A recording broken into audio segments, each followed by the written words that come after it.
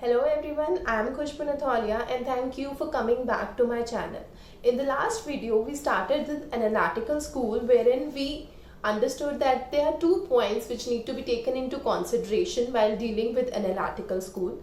The first point deals with positive law, which says that we need to focus on what law is, and the second point says that the law is a command of sovereign.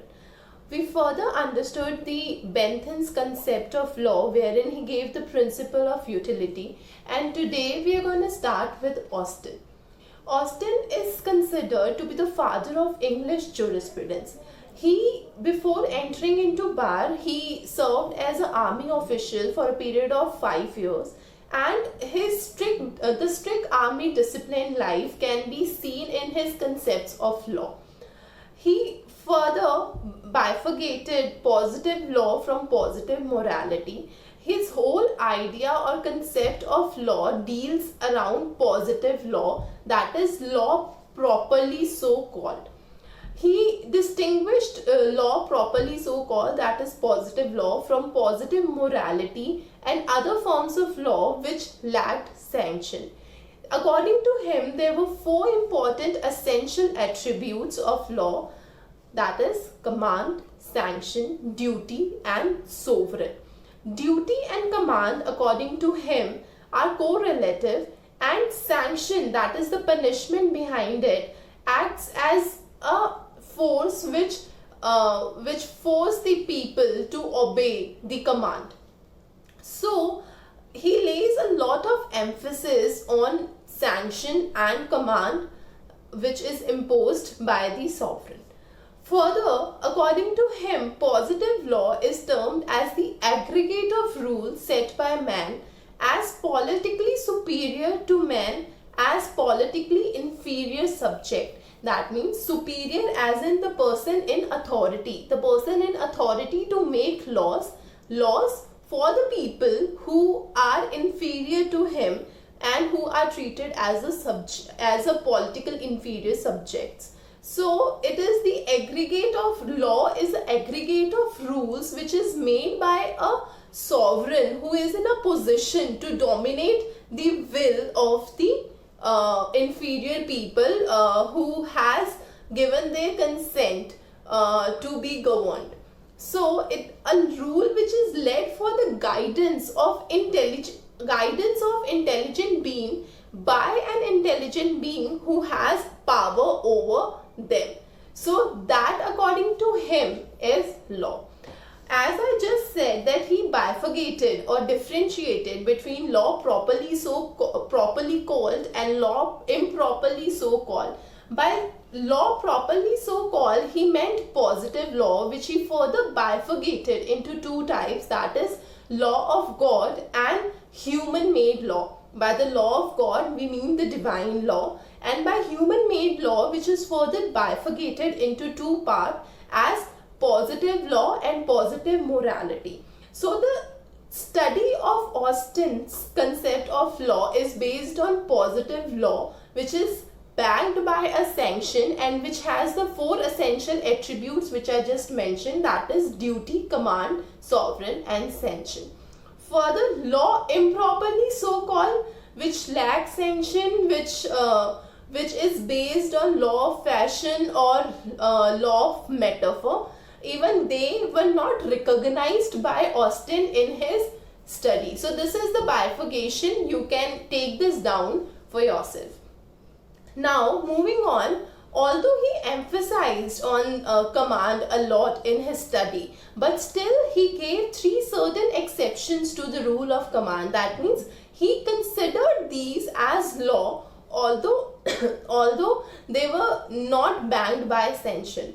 The first in this category is declaratory or explanatory law. According to Austin, these laws, although do not have a command, are not backed by any sanction, but still they are law because they help us to understand the existing laws in a better manner. Next, the law. So it was recognized by Austin as a revocation of the command in existence. Further, law of imperfect obligations were also recognized as per se they do not hold command, they lack sanction, but still they have validity. So these are the three major exceptions. So after going through the concept, we can understand and we can precisely come to a conclusion that the concept of law according to Austin is revolving around only four attributes, that is command, sanction, sovereign and duty. So this concept of Austin has a bit many loopholes or in the form of criticisms. The first major loophole or criticism of the theory is that it completely overlooked the importance of customs and judge-made law. Also, it do not take into consideration the importance of morality. Further, Austin categorized rather international law as a morality. But if we talk about today's scenario, international law has a very important role to play, and it is treated as obligatory on the citizens. The parties to the treaties are bounded by the terms and conditions which are listed in the treaties. The conventions are having a great impact on the nations which are signatories to it, which have given their consent to it. So international law as a mere morality does not hold true in the present scenario. Further, it ignored the permissive character of law. For example, we have certain laws related to the will, or certain laws which need to be governed while making any gift of the property. So these laws, they are permissive in character, which gives you an authority to or which allows you to do something. But it does not mean that if you do not make a will, you will be punished for it. There will be sanction imposed on you to force you to do it. It is your sweet wish. If you want to do it, you do it. Otherwise, you do not do it. So Austin concept completely overlooked this scenario. Further, the relationship between law and morality is also ignored. Well, as law student, we must have come across while reading Bare Acts that the law should not be against the existing public policies, public morality. It should not be contrary to the existing laws and things like that. So when we have a mention of morality in the books, in the statute books, then how can the same be ignored by the theory of law? The law and morality should be understood while keeping in mind that they both are correlated to each other, and it is not feasible to ignore one completely. Further, it has a lot of emphasis on command. The command is overemphasized in his theory, which is not the case. It is not always true that overemphasis on command will be the only guiding factor to allow or to have a is the only guiding factor to have a better law which is being obeyed by the people in general. So that's all for Austin. Thank you so much, and in the next video we will be dealing with the other two jurists, that is Kelsen and Hart. Well, I have in this video two books which you can see on the screen written by Austin.